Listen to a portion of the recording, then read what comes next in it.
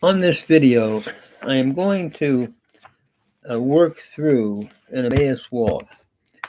And I remember when Jesus said, uh, we can recount where he took the Torah, the prophets, and the writings and found himself. And we see this in Luke chapter 24. Well, I would like to try to pursue an Emmaus walk that Jesus might have made.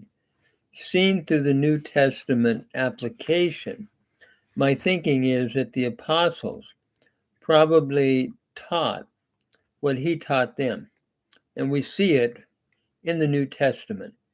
And so, in light of that, I would like to start with Genesis 1 and slowly work my way through as I have the time, the Old Testament, seeking to find Jesus Christ as the Old Testament is applied in the New, believing that this might have been the result of his apostles teaching what he had taught them.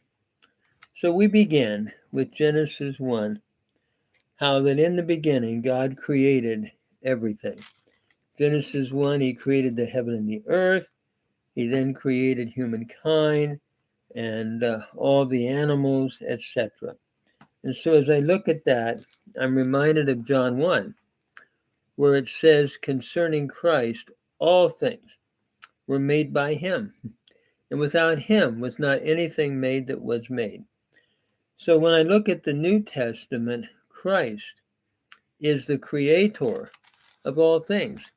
And no doubt the thought is going back to Genesis 1, where Jesus Christ creates all things, seen through the New Testament application to Christ. One example would be also in Colossians, where it says, speaking of Jesus in verse 17 and following, he is before all things, and in him all things hold together. And so when you think about the New Testament, we're also told in verse 16, by him, all things really have been created, both in the heavens and upon the earth, visible and invisible. And all things is holding together by him. So when I look at Genesis, I would appeal to John 1 and also appeal to Colossians. Also in Genesis, God said, let there be light. And when we go to the New Testament, Jesus says that I'm the light of the world. And we see that emphasis of Christ himself being light, being the light. And not only is he the light, but he shines in the darkness, just like the light in Genesis 1 shone in the darkness. Jesus Christ shines in that darkness of this world. And the darkness has not taken it down, John tells us in John 1. Furthermore, as we look at the Hebrew Bible, we're taught that in the beginning God made male and female, and that he created in chapter 2 the relationship uh, of male and female to each other in marriage. It's interesting that in the New Testament, in the book of Ephesians, chapter 5, that Jesus, that is applied to Christ, where the church is a type of the wife or of the woman in Genesis, and Christ a type of the husband. Let me just read Ephesians, where we see that talked about in Ephesians chapter 5. And I'm trying to look, base everything from the scriptures as I can. So in Ephesians chapter 5, marriage is likened to Christ in the church. And as we read through it, it says wives are to submit themselves to their husbands, just as Christ, where the church is to submit themselves to Christ in a loving way, and husbands are to love their wives as Christ loved the church.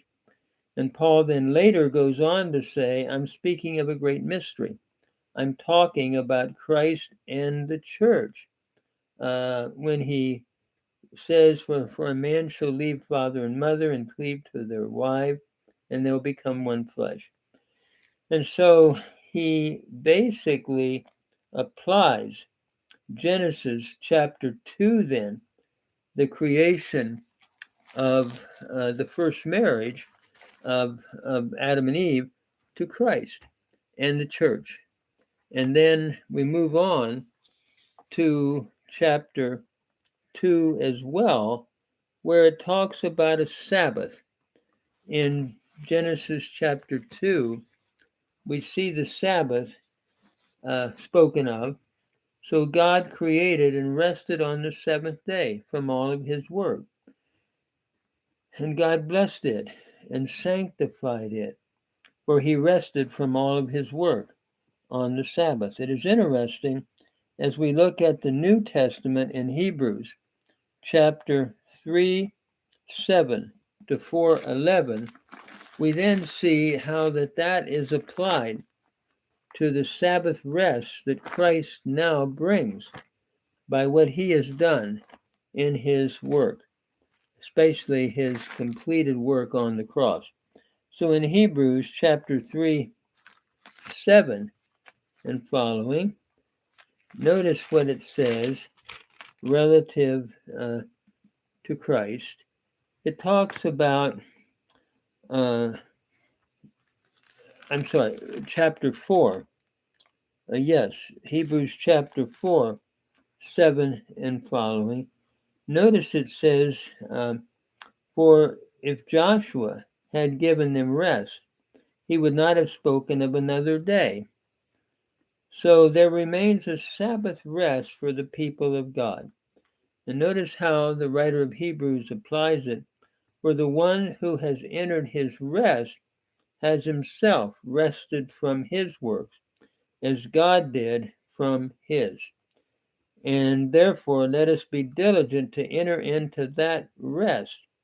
So what we're seeing here is that the Sabbath becomes a picture of that rest in Jesus Christ, in his finished work. And the writer of Hebrews is making that application about not going back to the sacrificial system. So Sabbath then is applied to the finished work of Christ, resting in his finished work. And we have also then, as I said, seen the mystery of marriage as a mystery of Christ and the church in Ephesians chapter 5. Then we come, and we've talked about this before, to what we might call the first gospel in Genesis chapter 3, verse 15. And so notice what it says in Genesis chapter 3, verse 15, talking about the first gospel, where I will put enmity, the text says, between you and the woman, and between your seed and her seed. He will bruise you on the head, but you will bruise him on the heel. And many believe that Satan was the one that was utilizing the serpent and bringing about the temptation. So when we look at the New Testament, then, the seed of the woman is to bruise the head of the serpent, and the head of the serpent having reference to Satan utilizing the serpent, and the seed of the woman following, as we look at the New Testament, what Christ has come to do. He is the seed that has come and defeated Satan. And we find that in the New Testament, especially in Romans chapter 16, verse 20. There's a reference made back to this text. And let me just read it here, Romans 16, verse 20.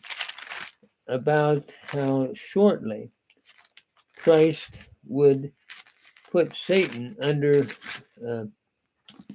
his feet. He's already defeated him, but the last enemy is still around.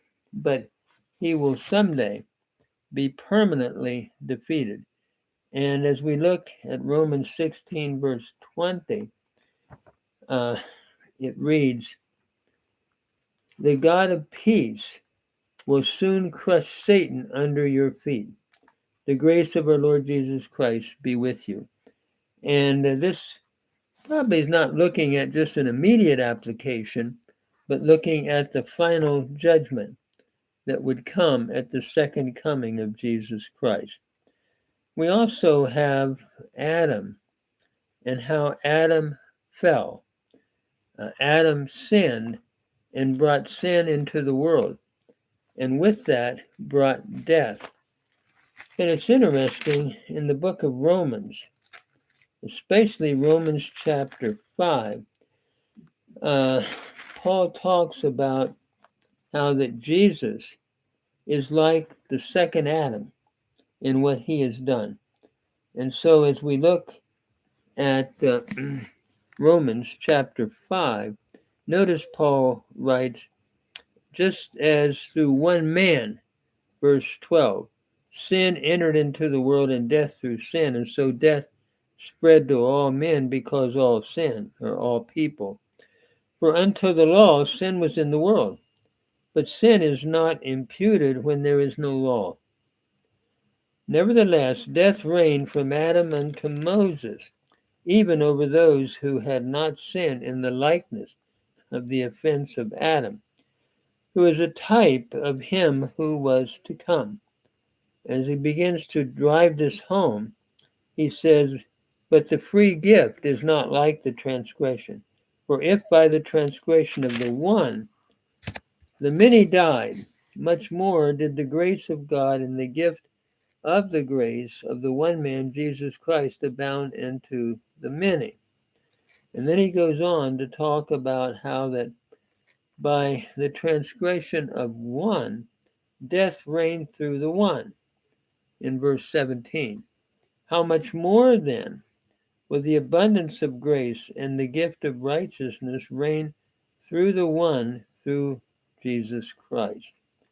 And he talks again about how one transgression resulted in condemnation to all, in verse 18 of Romans chapter 5. "Even so, through one act of righteousness, there resulted the justification that brings life. And so, furthermore, as through the one man's disobedience, the many were made sinners," many meaning all here, "even so, through the obedience of the one, the many will be made righteous," meaning all those who are willing to believe and accept Jesus Christ. So, what we're seeing here is the second Adam providing the opposite of what first Adam sin brought us into. From his sin, it passed upon the whole human race through one. Now, through one, that is Jesus Christ, and what he's done, grace can abound to all who are willing to receive it. And as the second Adam, he has undone what first Adam did. And if we're willing to accept that, we're told that we experience the grace of being delivered from the effects of first Adam. So Christ, as second Adam, becomes a type, bringing about the opposite of what happened under first Adam. By one man, death came into the world and all the problems that have come. The good news is by one man, that is Christ, the God-man, life comes and eternal redemption out of what has happened because of first Adam's sin. And what a good news that we can share. The second Adam has reversed what happened in first Adam. For all those now who are willing to receive it, it becomes effective and effectual in our lives.